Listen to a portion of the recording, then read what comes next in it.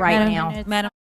Procedure. You're not recognized, Ms. Stanberry. You're not recognized either. You can't just speak anytime you want. I'm the chair of this committee. That's not how it Ms. works. Ms. Stansbury, you're not Madam recognized. Chairwoman, that is not how part.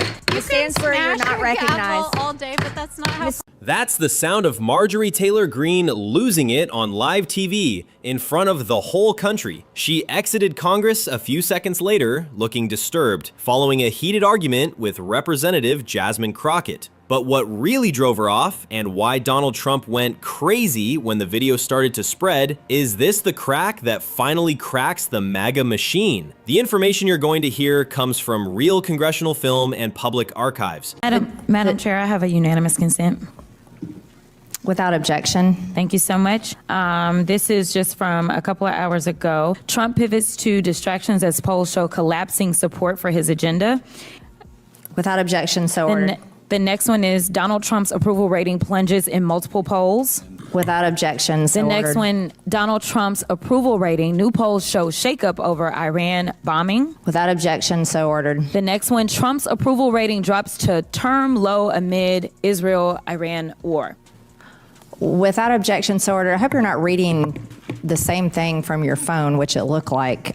You're rudely interrupting Mr. Lynch's 5 minutes. Well, I've already said without objection, so ordered. Hit that subscribe button if watching Marjorie break down under pressure made your day. You won't want to miss what occurs next. The tension was clear by the fourth headline. Usually the loudest person in the room, Marjorie Taylor Greene was squirming in her seat, while Jasmine Crockett calmly tore through Trump's falling support like it was a weather report for today. There was no yelling or name-calling, just a continuous stream of unpleasant news delivered with accuracy. Greene tried to cut in, change the subject, and even argue with the source, but nothing worked. She was no longer in charge, and the more she pushed, the more clear it became. She wasn't simply losing her cool, she was losing the room. And what happens next? Not good for Marjorie. We're here. About I don't think you know what you're here for. Well, you the one talking about. I think your fake eyelashes are messing up. No, ain't nothing. Hold on. Listen. Order. I'm just curious, just to better understand your ruling. If someone on this committee then starts talking about somebody's bleach blonde, bad built butch body, that would not be engaging in personalities, correct? A what now? Last time you were here, Marjorie Taylor Greene was the dumbest person in Congress. Is she still the dumbest, or has that crown been taken from her? No. She's still winning, honey. She's still winning. At that point, the hearing wasn't just going off the rails.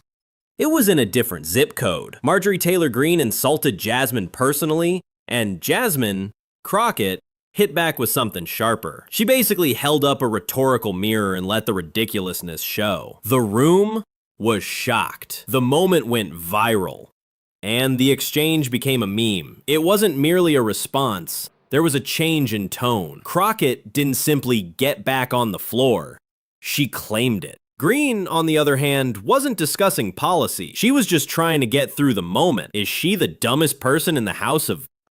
Is she the dumbest person in the House of Representatives? I'd be hard-pressed to find someone dumber.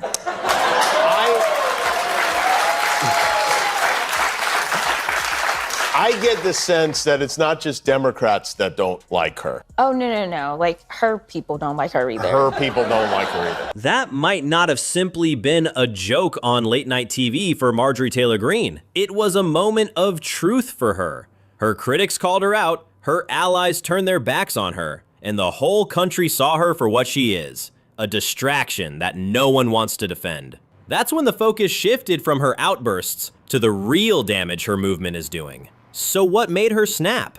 Was it the headlines, the calmness, or the fact that the Trump train might be running out of steam? Crockett simply said it out loud, on the record.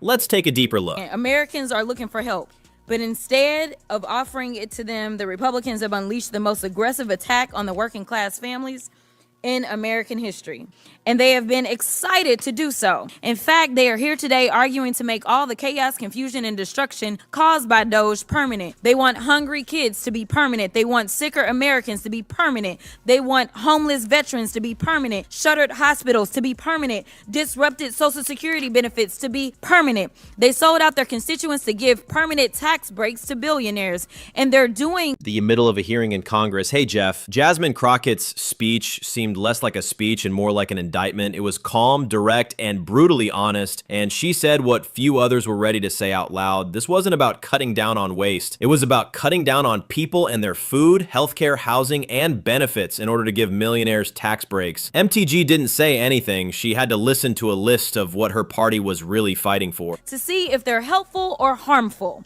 to Americans. Helpful or harmful. Stripping healthcare away from 16 million people. I would say harmful. Laying off hundreds of thousands of federal workers. Harmful. Disrupting or delaying federal services such as Social Security. Harmful. Medicaid. Harmful. SNAP benefits. Harmful. Cutting billions from agencies like NIH. Harmful. EPA. Harmful. HUD. Harmful. FDA. Harmful. All right, seems like you understand the assignment. Jasmine said it was cutting food and healthcare to pay for tax incentives. Is that a battle against families who work? Leave your opinions below, just the facts, swiftly and without mercy. The room seemed to get quieter as the list grew longer, and the distance between what MAGA says it protects and who it actually damages grew larger. And by the time Crockett wrapped, it seems like he had the job done. She wasn't only talking to the witness, she was talking to every voter who was watching and wondering how much worse the policies would get. There's an entire agenda that is attacking the working class Americans from start to finish.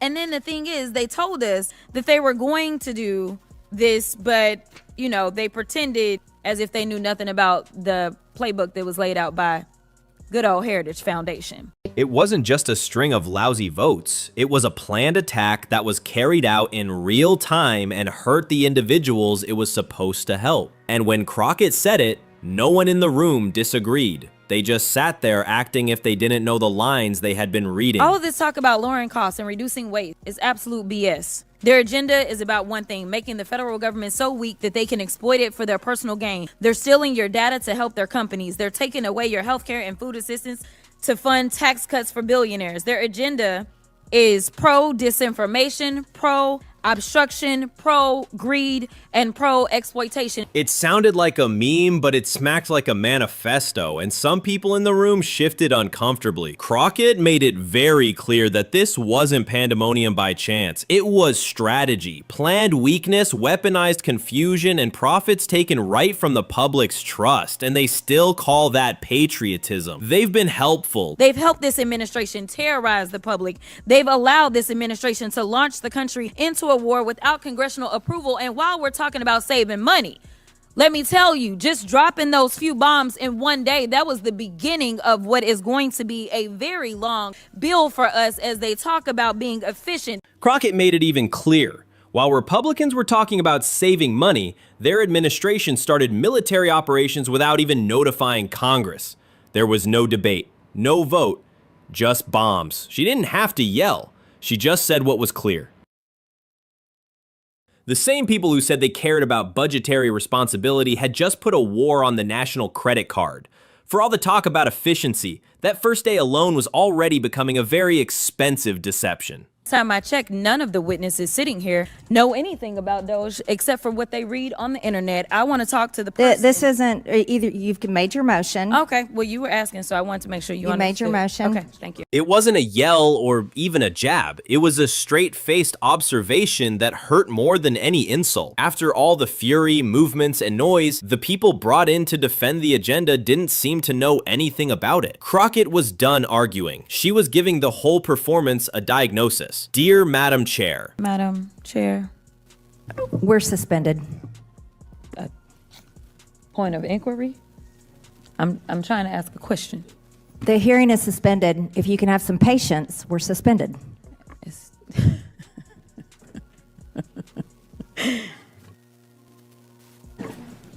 The hearing will now resume. Ms. Crockett, do you have a motion? I didn't have a motion. I had a point of order. I was trying to determine how long it was going to take for us to call the roll. I can call it if need be. Well, if you're not making a motion, then already made you the can motion. continue with your 5 minutes of The questioning. motion was to subpoena Elon Musk, who was heading Doge, who is the one that made the recommendations for these cuts. Yeah. And just when things couldn't get any worse, Jasmine did. Crockett said the last name Elon Musk with no analogies or humor. She formally asked Congress to send in the man behind Doge, the same person who was pressing for budget cutbacks while MTG tried to figure out how to run the meeting. Crockett pierced through the hoopla and addressed the most important question. Why hasn't Musk been called yet? This was more than simply a hearing. It was turning into a full-blown fight with billionaires, war, and the end of society all on the line. All of the information you're getting is based on authentic quotes and public documents. We're here to give you information, not to make you angry. Back to the fun now. With those that say have constitutional authority, since we care about the Constitution, then maybe we could have saved the American people not only money, but the lives that are now at risk, as we have to put out warnings for American citizens in this country and abroad. Maybe we need to start leading with the people at the middle of what it is that is guiding us, instead of following one person. The reason that people like me say things like y'all are in a cult is because somehow people are abdicating their duties and abdicating the very people that put them into office. In front of Congress, Jasmine Crockett called it what it is, a cult. She didn't make it sound better. She said that MAGA Republicans had turned their backs on the Constitution, ignored voters, and mindlessly served Donald Trump, while alarms about national security were ringing out all around the world. Her point was really important. It's clear that foes abroad aren't making America fall apart. It's falling apart because too many elected officials have put their fealty to one person above their oath. Everything has to be Trump with these people. They're like the Smurfs. These new Trump savings accounts, they're Trump-tastic. I Trumpily agree, Papa Trump. You're absolutely right. What's happening with the MAGA movement isn't just an American problem. It's a global concern. People all over the world are watching this unfold with a mix of disbelief and genuine fear. And they're not just commenting from afar, they're emailing Congress, reaching out to international leaders, and expressing deep concern about what America is becoming under Trumpism's most extreme form. Because when your political identity becomes defined by conspiracy theories, misinformation, and performative outrage, you stop looking like a democracy. You start looking like a warning. And Jimmy Kimmel, as always, didn't sugarcoat it. He didn't need to shout or exaggerate, he simply laid out the truth.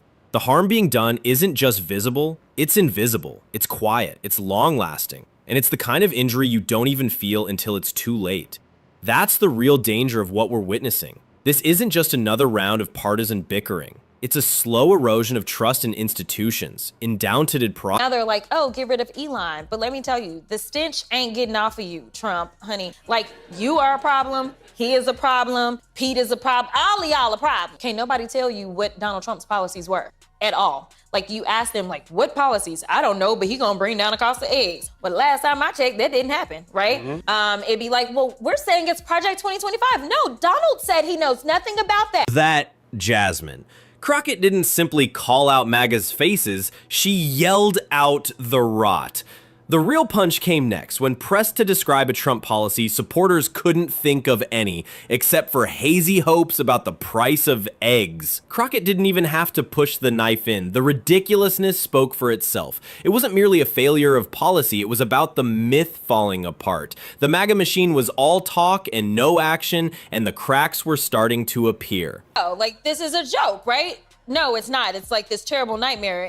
And literally, I really do know that it is a nightmare for so many people, not just here, but across the world. I get emails from all over this world with people that are fearful because of the lack of leadership that they're seeing right now on the federal level here in the United States. Lack of leadership. We're stripping the country down. We're really, I don't know if that we'll ever know how much damage will have been done, because some of the things are very much under the radar, and you get to see that kind of stuff. You're absolutely right. What's happening with the MAGA movement isn't just an American problem. It's a global concern. People all over the world are watching this unfold with a mix of disbelief and genuine fear.